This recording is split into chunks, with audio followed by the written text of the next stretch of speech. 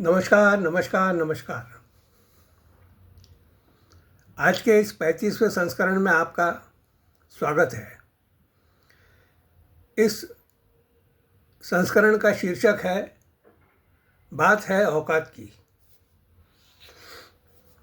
कोई आदमी कितना भी बड़ा बन जाए पर उसकी जो मूलभूत प्रवृत्ति होती है वो कभी छूटती नहीं। फिर आप उसको किराने वाले से मंत्री बना दो, वो बात वही 2 लाख रुपए की करेगा किसी की मौत होने के बाद भी। कहानी है, मैं आपको एक कहानी सुनाऊंगा। एक बहुत बड़े तपस्वी थे, मुनि थे एक, और जंगल में अपनी कुटिया बना के रहते थे। रोज़ सुबह जाके नदी में अपना स्नान करके नदी किनारे बैठ के वह अपनी साधना करते थे, फिर आके नहाते थे और सूर्य को अर्घ्य देते थे। कुटिया में पास में ही उनकी पत्नी भी रहा करती थी, पर उनको कोई बच्चा नहीं था।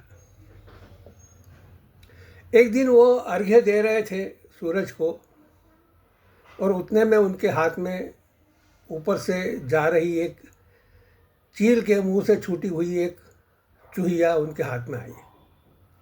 उन्होंने अपने तपोबल से उस चूहिया को एक सुंदर कन्या बनाया और उसको लेके घर पे आए, और अपनी पत्नी को उन्होंने एक सरप्राइज़ दिया कि देख, अपने पास बच्चा नहीं है, मैं ये एक लड़की लेके आया हूँ, अब ये अपनी लड़की होगी, ये हमारे साथ रहेगी।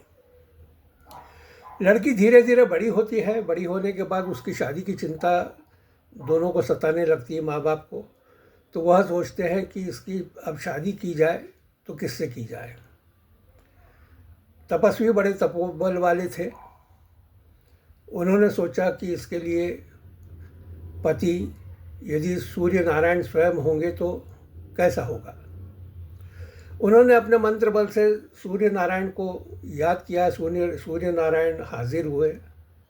उन्होंने पूछा कि मेरी ये कन्या है, इससे तुम विवाह करोगे? तो वो कुछ कहने के पहले ही कन्या बोली, नहीं बोले, इनमें तो बहुत आग है, इस आग में तो मैं जल जाऊंगी, इसलिए मैं खुद इनसे शादी नहीं करूंगी। सूर्य नारायण ने कहा कि बोले, मैं तो कभी कभी कमज़ोर भी पड़ जाता हूं जब बादल मुझे ढक लेता है, तो मुनिवर आप कोशिश करें बादल को पूछ के। तो मुनिवर ने बादल को याद किया। फिर कन्या से पूछा, अच्छा इससे करोगी तुम शादी? नहीं, बोले, मैं तो रंग में गोरी हूं, ये तो काला है, इससे मैं शादी नहीं करूंगी। तो बादल भी एक सुझाव देता है कि मैं भी, बोले, वायु के सामने कमज़ोर पड़ जाता हूँ, हवा के सामने कमज़ोर पड़ जाता हूँ, मुझे बहा के कहीं का कहीं ले जाती है, इसलिए आप वायुदेव से पूछिए। तो वायुदेव से पूछने के पहले वो अपनी कन्या से पूछते हैं। तो कन्या कहती है कि इनको तो, बोले, मैं देख ही नहीं सकती हूँ, तो इनसे मैं क्या शादी करूँगी।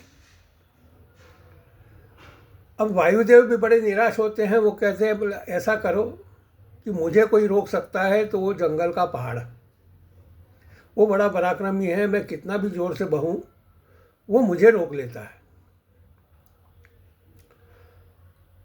कन्या से पूछते हैं। कन्या बोले, ये तो पत्थर है, ये तो कोई न भावना समझेगा न किसी बात को समझेगा। इसलिए कन्या जो है वो बादल को भी ना कर देती है। बादल कहता है कि मेरे ऊपर जो भी जंगल उगा है उसमें एक चूहा है जो मुझे कुरेद देता है, तो मुझे ऐसा लगता है वो भी बड़ा पराक्रमी है। तो मुनिवर उस चूहे को बुलाते हैं। उस चूहे को देख के वह कन्या बड़ी प्रसन्न होती है। बोले, मेरे को ये लड़का बतौर अपने पति के पसंद आ गया।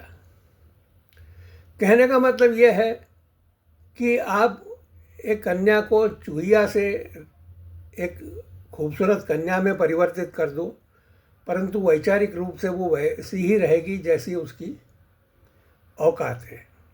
मैं अपना कथन यही समाप्त करता हूँ। समझने वाले समझ गए हैं, ना समझे वो अनाड़ी है। अब आप समझ जाइए। नमस्कार, जय हिंद, जय श्री राम।